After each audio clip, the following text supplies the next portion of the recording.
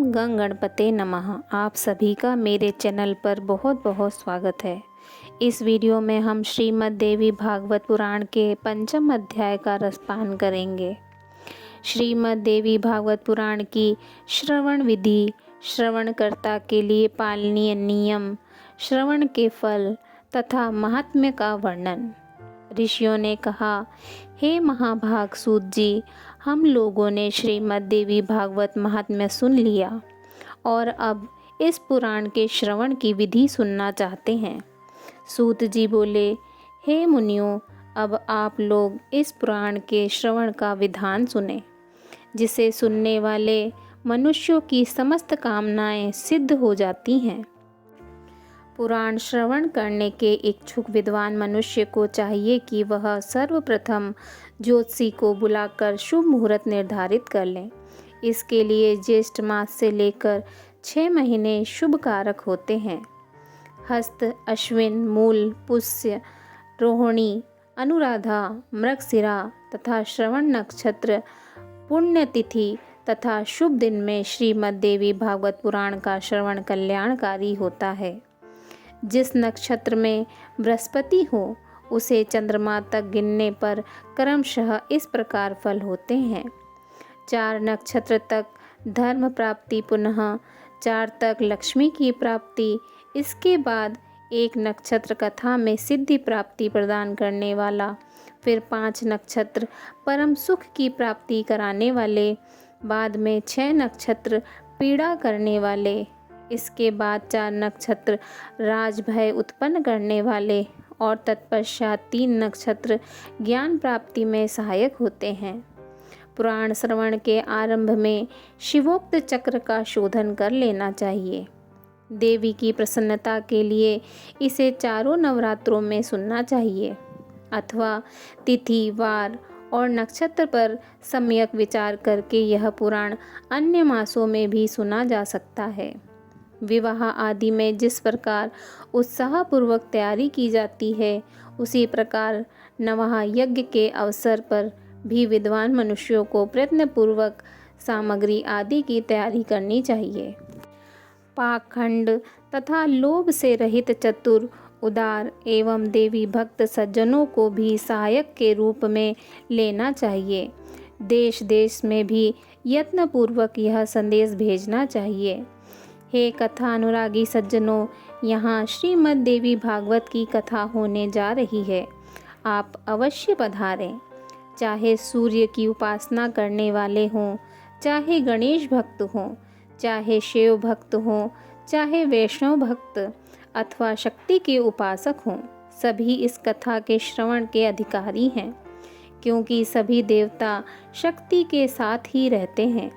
इसलिए श्रीमद् देवी भागवत की कथा रूपी सुधा के रसिक प्रेमी जनों को कथा श्रवण के लिए विशेष रूप से आना चाहिए। ब्राह्मण, क्षत्रिय, वैश्य, शूद्र, चारों वर्ण के स्त्री पुरुष एवं ब्रह्मचर्य, गृहस्थ, वानप्रस्थ, संन्यास, इन चारों आश्रमों में निरत मनुष्यों को चाहे सकाम भाव से अथवा निष्काम भाव से अवश्य ही इस कथा सुधा का पान करना चाहिए। जिन लोगों को पूरे 9 दिनों तक कथा सुनने का अवकाश न मिल सके, वे जब भी समय मिले तभी आ जाएं, क्योंकि यज्ञ में क्षण भर भी पहुंच जाना विशेष पुण्यदायक होता है। बड़ी नम्रता के साथ मनुष्यों को निमंत्रण देना चाहिए और आए हुए श्रोताओं के बैठने का भी समुचित प्रबंध करना चाहिए। विस्तृत भूमि में कथा प्रवचन का सुंदर स्थान बनाना चाहिए। उस स्थान की सफाई कराकर गोबर से लिपवा देना चाहिए। केले के स्तंभों से सुशोभित और ध्वज पताकाओं से अलंकृत एवं सुरमय मंडप का निर्माण करना चाहिए और उसके ऊपर सुंदर चांदनी लगा देनी चाहिए। कथावाचक का आसन दिव्य तथा सुखकर आस्तरण से युक्त होना चाहिए। उसे प्रयत्नपूर्वक पूर्वाभिमुख अथवा उत्तराभिमुख रखना चाहिए। कथा श्रवण के लिए आने वाले पुरुष तथा स्त्री श्रोताओं के लिए भी यथा योग्य पृथक पृथक आसनों की व्यवस्था करनी चाहिए। संयमी, शास्त्रज्ञ देवी की आराधना में तत्पर, दयालु, लोभहीन, दक्ष तथा धैर्यशाली कथावाचक उत्तम माना गया है। इसी प्रकार श्रोता भी ऐसा ही होना चाहिए, जो ब्राह्मण सेवी, देवभक्त, कथा रस का पान करने वाला, उदार, लोभ रहित, विनम्र और हिंसा आदि से रहित हो। पाखंडी, लोभी, स्त्री स्वभाव, कामी, धर्म का दिखावा करने वाला, निष्ठुर तथा क्रोधी वक्ता देवी भागवत के नवहा यज्ञ में श्रेष्ठ नहीं माना जाता है। श्रोताओं की शंकाओं के निवारण हेतु कथावाचक के साथ एक ऐसा सहायक भी लगा देना चाहिए, जो पंडित, गुणवान, शांत तथा श्रोताओं को समझाने में कुशल हो। कथा प्रारंभ होने के एक दिन पूर्व ही वक्ता एवं श्रोतागणों को क्षौर्य कर्म करा लेना चाहिए। तत्पश्चात अन्य नियमों का पालन करना चाहिए। उस दिन शौच आदि से निवृत्त हो अरुणोदय वेला में ही स्नान कर लेना चाहिए। संध्या तथा तर्पण आदि नित्य कर्म संक्षेप में ही करना चाहिए। तत्पश्चात कथा श्रवण का अधिकारी बनने के लिए सब विघ्नों को दूर करने वाले श्री गणेश जी का सर्वप्रथम पूजन करें। कलश स्थापना करके वहां 10 दिक्पालों, बटुक, क्षेत्रपाल, सभी योगिनियों और मातृकाओं का भी पूजन करें। तुलसी, नवग्रह, विष्णु जी तथा शिव जी का पूजन करके नवाक्षर मंत्र से जगदम्बा का पूजन करना चाहिए। तत्पश्चात सुंदर अक्षरों में लिखी हुई भगवती की वांग्मयी मूर्ति स्वरूप श्रीमद् देवी भागवत पुस्तक की सभी उपचारों से विधिवत पूजा करके कथा की निर्विघ्न समाप्ति के लिए 5 विद्वान ब्राह्मणों का वरण करना चाहिए। उनसे निरंतर नवार्ण मंत्र का जप एवं दुर्गा सप्तशती का पाठ कराना चाहिए। अंत में प्रदक्षिणा तथा नमस्कार के बाद इस प्रकार स्तुति करें। हे कात्यायनी, हे महामाये, हे भुवनेश्वरी, हे कृपामय, हे भवानी, मैं संसार सागर में डूब रहा हूँ, मेरा उद्धार कीजिए। तथा हे ब्रह्मा, विष्णु, महेश से पूजनीय माता जगदम्बिके, मेरे ऊपर प्रसन्न होइए। हे देवी, आप मुझे मनोवांछित वर प्रदान कीजिए। आपको बार बार प्रणाम है। इस प्रकार प्रार्थना करके स्वस्थ चित्त होकर कथा सुने। उस समय संयम चित्त होकर वक्ता को साक्षात व्यास समझकर विधिवत उनकी पूजा करें और वस्त्राभूषण तथा माला आदि पहनाकर उनसे प्रार्थना करें। समस्त शास्त्र तथा पुराण इतिहास के ज्ञाता हे व्यास जी, आपको नमस्कार है। आप कथा रूपी चंद्रमा की ज्योति से हमारे अंतःकरण के अंधकार समूह को नष्ट कीजिए। इसके बाद नवहा के नियमों का व्रत लें और ब्राह्मणों का यथाशक्ति पूजन करके उन्हें पहले यथा स्थान बैठा दें। तत्पश्चात स्वयं भी अपने आसन पर बैठ जाएं। तब सावधान मन से चारों पुरुषार्थ अर्थात धर्म, अर्थ, काम एवं मोक्ष फल को प्राप्त करने के लिए पुत्र, कलत्र, धन्य धान तथा ग्रह की चिंता छोड़कर कथा सुने। विद्वान वक्ता को चाहिए कि वह सूर्योदय से आरंभ करके पुनः दोपहर में 2 घड़ी विश्राम करके सूर्यास्त के कुछ समय पहले तक कथा वाचन करें। मलमूत्र के वेग को रोकने के लिए अल्पाहार उत्तम होता है। कथार्थी को दिन रात में केवल एक बार हविष्यान्न का भोजन करना ही ठीक है, अथवा फलाहार करें या केवल दूध घी के आहार पर ही रहें। बुद्धिमान को चाहिए कि ऐसा आहार ग्रहण करें जिससे कथा में किसी प्रकार की बाधा न आए। हे द्विजगण, अब मैं कथा श्रवण में निष्ठा रखने वालों के लिए नियम बताता हूँ। जो लोग ब्रह्मा, विष्णु और शिव में भेद दृष्टि रखते हैं, देवी की भक्ति से रहित हैं, जो पाखंडी, हिंसक तथा दुष्ट हैं और जो ब्राह्मणों से द्वेष रखने वाले तथा नास्तिक हैं, वे कथा श्रवण के योग्य नहीं हैं। जो पर स्त्री, पराया धन, ब्राह्मण धन तथा देव संपत्ति के हरण में लुब्ध रहते हैं, उनका कथा श्रवण में अधिकार नहीं है। श्रोता को चाहिए कि वह ब्रह्मचर्य का पालन करे, पृथ्वी पर सोए, सत्य बोले, जितेंद्रिय रहे तथा कथा की समाप्ति पर संयम पूर्वक पत्तल पर भोजन करे। व्रती को बैगन, बहेड़ा, तेल, दाल, मधु और जला हुआ बासी तथा भाव दूषित अन्न का त्याग कर देना चाहिए। कथा सुनने वाला व्रती मांस, मसूर, रजस्वला स्त्री का देखा हुआ खाद्यान्न, लहसुन, मूली, हींग, प्याज, गाजर, कोहड़ा और कर्मी का साग न खाए।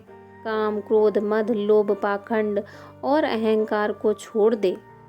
विप्रद्रोही, पतित, संस्कारहीन, चांडाल, यवन, रजस्वला स्त्री और वेद विहीन मनुष्यों से कथाव्रती को वार्तालाप नहीं करना चाहिए। श्रोता को चाहिए कि वह वेद, गौ, गुरु, ब्राह्मण, स्त्री, राजा, महापुरुष, देवताओं और देव भक्तों की निंदा कभी न सुने। जो कथाव्रती हो उसे सर्वदा विनयशील, सरल चित्त, पवित्र, दयालु, कम बोलने वाला तथा उदार मन वाला होना चाहिए। श्वेत कुष्ठी, कुष्ठी, क्षय रोगी, अभागा, पापी, दारिद्र तथा संतानहीन मनुष्य इस कथा को भक्ति पूर्वक सुने। जो स्त्री वंध्या, काकवंध्या अर्थात जिस स्त्री को एक बार संतान होकर बंद हो जाए, अभागिन तथा मृतवत्सा हो और जिसका गर्भ गिर जाता हो, ऐसी सभी स्त्रियों को इस देवी भागवत कथा का श्रवण करना चाहिए। जो मनुष्य बिना परिश्रम के ही धर्म, अर्थ, काम और मोक्ष प्राप्त करना चाहता है, वह यत्न पूर्वक इस देवी भागवत की कथा अवश्य सुने। इस नवहा कथा के 9 दिन 9 यज्ञों के समान हैं। उनमें किया गया दान, हवन तथा जप अनंत फल देने वाला होता है। इस प्रकार नवहा व्रत करके उसका उद्यापन करना चाहिए। फल की कामना करने वाले पुरुषों को महाअष्टमी व्रत के उद्यापन की भांति नवहा व्रत का भी उद्यापन करना चाहिए। निष्काम व्यक्ति कथा के श्रवण मात्र से पवित्र होकर मुक्ति पा जाते हैं, क्योंकि परा भगवती मनुष्यों को भोग और मोक्ष सब कुछ देने वाली हैं। पुस्तक और कथावाचक दोनों की प्रतिदिन पूजा करनी चाहिए और वक्ता द्वारा दिया हुआ प्रसाद भक्ति पूर्वक ग्रहण करना चाहिए। नवहा यज्ञ में जो श्रोता नित्य कुमारी कन्याओं, सुहागिन स्त्रियों तथा ब्राह्मणों को भोजन कराता तथा उनसे प्रार्थना करता है, उसकी कार्य सिद्धि अवश्य हो जाती है, इसमें संदेह नहीं है। सभी त्रुटियों की शांति के निमित्त कथा समाप्ति के दिन गायत्री सहस्त्रनाम अथवा विष्णु सहस्त्रनाम का पाठ करना चाहिए। जिनके स्मरण तथा नाम कीर्तन से तप, यज्ञ, क्रिया आदि में न्यूनता समाप्त हो जाती है, उन विष्णु भगवान का नाम कीर्तन करना चाहिए। कथा समाप्ति के दिन दुर्गा सप्तशती के मंत्रों से अथवा देवी महात्म्य के मूल पाठ से या नवाण मंत्र से होम करना चाहिए अथवा घृत सहित पायस द्वारा गायत्री मंत्र का उच्चारण करके हवन करें, क्योंकि यह श्रीमद् देवी भागवत महापुराण गायत्रीमय कहा गया है। कथावाचक को वस्त्र, भूषण, धन आदि के द्वारा संतुष्ट करें, क्योंकि कथावाचक के प्रसन्न होने पर सभी देवता उस पर प्रसन्न हो जाते हैं। श्रद्धा पूर्वक ब्राह्मणों को भोजन कराएं और नानाविध दक्षिणाओं से उन्हें संतुष्ट करें, क्योंकि वे विप्र पृथ्वी पर देवताओं के स्वरूप हैं। उनके संतुष्ट होने पर वांछित फल प्राप्त होता है।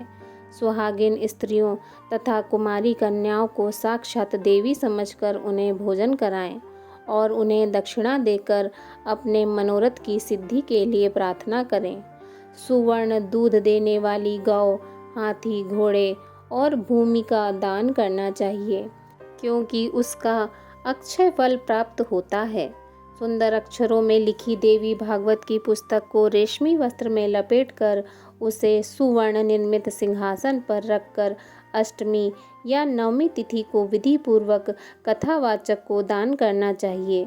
ऐसा करने से वह इस संसार में सभी सुखों को भोग कर अंत में दुर्लभ मोक्ष को प्राप्त करता है।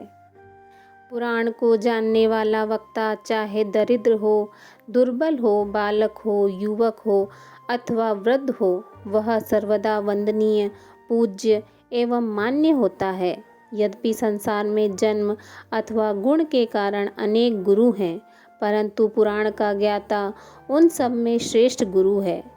व्यास जी के आसन पर बैठा हुआ पौराणिक ब्राह्मण जब तक कथा समाप्त न हो जाए तब तक किसी को भी प्रणाम न करे। जो लोग इस दिव्य पौराणिक कथा को श्रद्धा रहित होकर सुनते हैं, उन दुख तथा दारिद्र्य युक्त मनुष्यों को कथा श्रवण का पुण्य फल प्राप्त नहीं होता। जो लोग तांबूल, पुष्प आदि उपचारों से पुराण का पूजन किए बिना ही देवी की कथा सुनते हैं, वे दरिद्र होते हैं।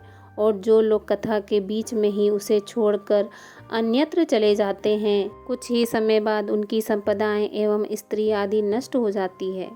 जो अभिमानवश व्यास से ऊंचे आसन पर बैठकर कथा सुनते हैं, वे नरक यातना भोग कर इस लोक में कौवे की योनि पाते हैं। जो बहुमूल्य आसन पर अथवा वीरासन से बैठकर दिव्य कथा का श्रवण करते हैं, वे अर्जुन वृक्ष होते हैं। कथा होते समय जो लोग व्यर्थ तर्क वितर्क करते हैं, वे इस लोक में पहले गदर्भ योनि में, तत्पश्चात गिरगिट की योनि में जाते हैं।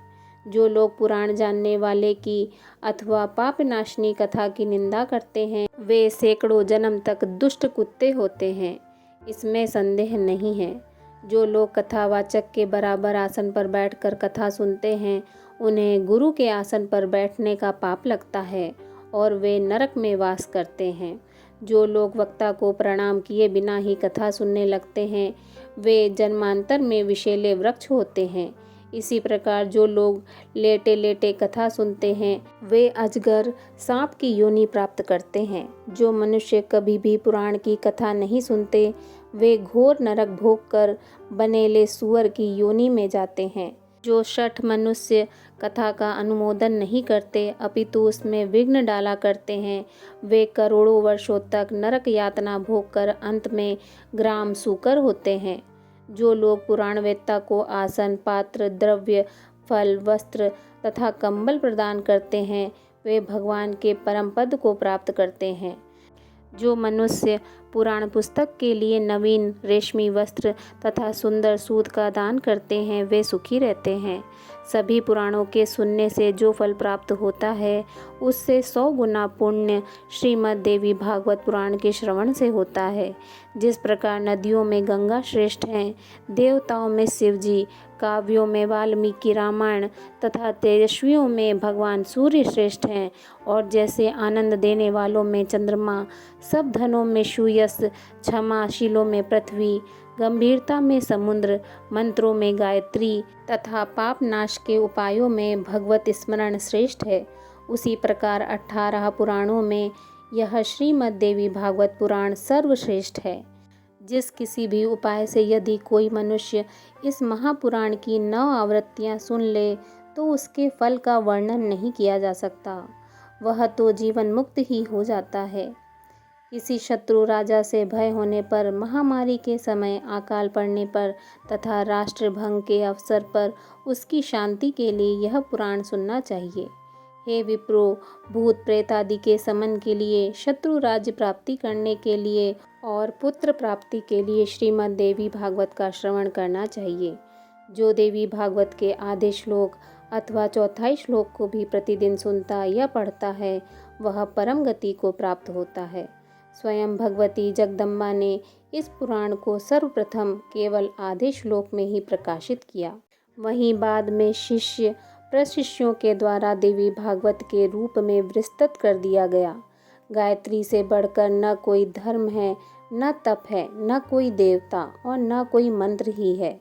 भगवती अपना गुणगान करने वाले की रक्षा करती है, इसी कारण से उन्हें गायत्री कहा गया है। वे भगवती गायत्री इस पुराण में अपने रहस्यों सहित विराजित हैं। अतः भगवती को प्रसन्न करने वाले इस देवी भागवत की 16वीं कला के समान भी अन्य महापुराण नहीं हो सकते।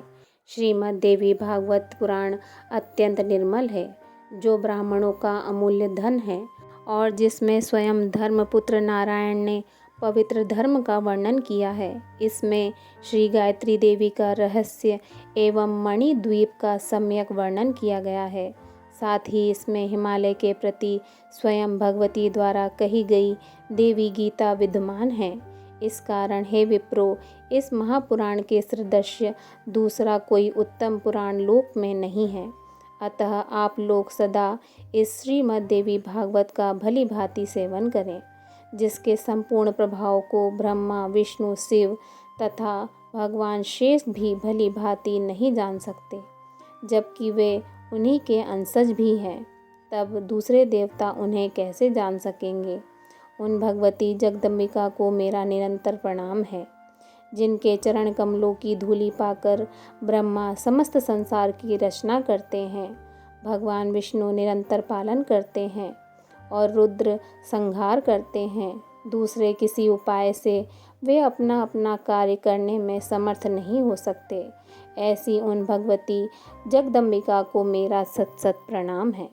अमृत सागर के तट पर कल्प वृक्ष की वाटिका से सुशोभित मणिद्वीप में स्थित बहुवर्णित चरित्र चिंतामणिमय भवन में तथा परम शिव के हृदय में विराजमान रहने वाली और मंद मंद मुस्कान युक्त मुखमंडल वाली जगदम्बा का ध्यान करके मनुष्य सांसारिक सुखों का उपभोग करता है और अंत में निश्चय ही मोक्ष प्राप्त करता है। इस प्रकार ब्रह्मा, विष्णु, शिव, इंद्र आदि देवताओं एवं समस्त महर्षियों द्वारा पूजित मणिद्वीप निवासिनी वे भगवती संसार का कल्याण करती रहें। इति श्री स्कंद पुराणे मानसखंडे श्रीमद्देवी भागवत महात्म्य देवी भागवत श्रवण विधि वर्णन नाम पंचमो अध्यायः। बोलिए जगत जननी भगवती जगदम्बा की जय। प्रेम से बोलिए जय माता दी।